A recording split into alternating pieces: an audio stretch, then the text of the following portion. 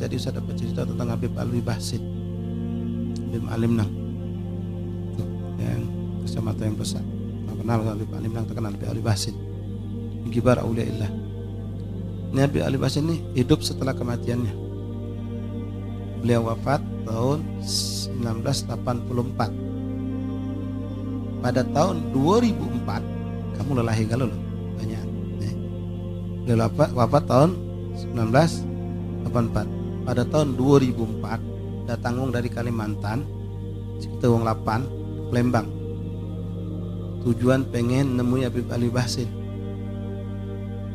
Datang ke temannya yang guru PGRI di Pelajo, nanya, kami ini datang sengaja ke Palembang nak ziarah ke Habib ini. Ini foto kami diunjuk oleh Habib ini. Ini Habib ini guru kami. Kami pengen berkunjung ke rumah dia. Kata orang tadi, kamu berguru kapan sama beliau? Kami ini sampai sekarang masih belajar sama beliau. Ini foto diunjuk oleh beliau dan kami disuruh ziarah ke Palembang. Sampai yang kawannya tadi, seorang Habaib bin Syahab, dia tidak nyambung di otak, dia tidak mau diakal kayaknya. Tak usah kamu ucap-ucap, kamu ngaku berguru sama dia. Kapan kamu belajar? Kami belajar sudah lama, sampai sekarang kami masih belajar sama Habib. Sama Habib itu memang Palembang. Nah ini dia lah mau balik dan dia nyuruh kami datang ke sini. Ini fotonya. Saya Alwi Bahsin. Tahu tak kamu, kata beliau? Foto ini dapat dari beliau. Ini alamat tulisan Habib Alwi, ini alamat. Mereka ketemu 2004 itu masih ketemu. Berguru. Injuk tuh oleh kawannya. Sudah duduklah mantap-mantap. Tak berapa lagi akan ada hallnya beliau. Terkejut wong Banjar, wong dari Kalimantan. Hall mak mana? Oh ya Habib telah meninggal 20 tahun yang lalu. Diajak ke magom Habib Alwi Bahsin. Nangis mereka. Jadi yang selama ini kita belajar sama siapa? Kata mereka. Radhiyallahu anhu.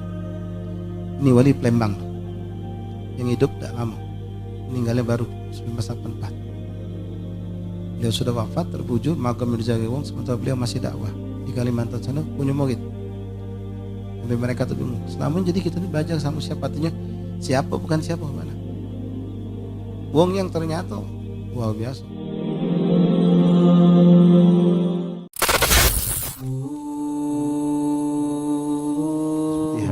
Habib Alwi bin Ahmad Bahsin, Habib Alim Nang yang kita kenal, yang kibar aulia Allah.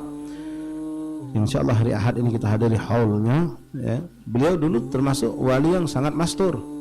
Wong Palembang tidak belum sama beliau. Tidak banyak yang datang ke majelis beliau, tidak dikenal wong.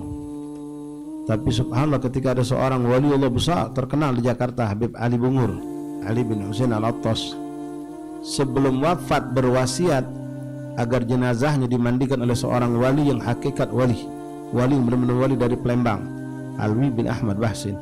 Baru orang Jakarta tahu, oh di Palembang ada wali besar. Wong Palembang baru tahu juga. Itu dah lama setelah itu Habib Alwi mungkin dah sampai 10 tahun dari situ wafat. Ya, biasa aulia Allah kalau mereka mastur lalu terbuka, wong jadi tahu, biasa mereka tak lama. Karena mereka tak suka dikenal wong. Mereka tak demen, bahkan menjadi risih dan terganggu dengan gangguan yang datang dari wong yang macam-macam. Kadang-kadang manusia dengan segala macam halnya. Ini pernah terjadi di Habib Alwi bin Ahmad Bahsin, Habib Alim Nang ini. Karena beliau lagi duduk, yang cerita sama mana wongnya masih hidup. Dia sebagai pelakonnya, namanya Habib Alwi. Carilah deh Palembang nih, ada seribu kok Habib Alwi Palembang. Habib Alwi masih hidup wongnya, masih hidup. Beliau cerita deh sama saya. Jadi waktu itu beliau ini juga afwan ya, kita lihat bagaimana efek buruknya, dahsyatnya rokok itu. Rokok itu buruknya, nanti bisa tahu. Habib Alwi Bahsin radhiyallahu anhu nafa'ana bih, itu waktu itu beliau lagi duduk di rumahnya di majelis. Duduk, kebetulan Habib Alwi tadi datang hampir beliau. Duduk berdua, cuma ada berapa wong, tak ada rame. Habib Alwi di rumah. Ini waliullah dengan karamah beliau. Tiba-tiba beliau dengan izin Allah tahu ada tamu di depan sana di jalan. Kamu tahu Habib Alwi Bahsin kan? Ke jalan itu kan lumayan, ada 100 meter. Berliku-liku pula. Tak tengok kita. Jadi Habib Alwi langsung tahu ada wong, yang mana wong ini wong yang sudah kotor dengan dunianya. nak datang Habib Ali Basir minta doa ngejauh dunia lagi dengan segala kekotoran maksiat segala macam tadi. Berapa orang datang, pas orang itu datang Habib Ali langsung terjengok dari kejauhan, walaupun kita mata belum jengok tapi Ali sudah jengok orang datang. Ini Habib Alwi bin Ahmad Basin, Habib Malim yang langsung ngomong sama Alwi tadi, ya Alwi, kau pengawak rokok tak? Jadi ngawak memang, ngomongnya perokok dulu. Iya Bib, ngapa Bib? Kau hidup ke depan aku nih. Ya Allah Bib, mana Bib? Hidup ke cepatlah. Sunat ke rokok cepatlah. Bib, tak kado Bib, aku nak ngokor Bib. Ih, tak cepatlah kata Habib Alwi Basin. Ngapa? Ketika orang itu datang, Habib Alwi nyengok dari jauhan tu. Orang ini bukan wajahnya bukan wajah manusia. Muka mereka dengan tampakkan oleh hakikat dosa mereka itu dengan bentuk-bentuk binatang lalu. Habib Alwi tak kuat nengok itu. Nyuruh Alwi yang sikap ini, Habib Malim ini nyuruh Habib Alwi sikap tadi cepat ngidup ke asap rokok. Ngapa? Dengan adanya asap rokok tadi hilang hijab itu tertutup lagi. Tak terjengok lagi hakikat itu.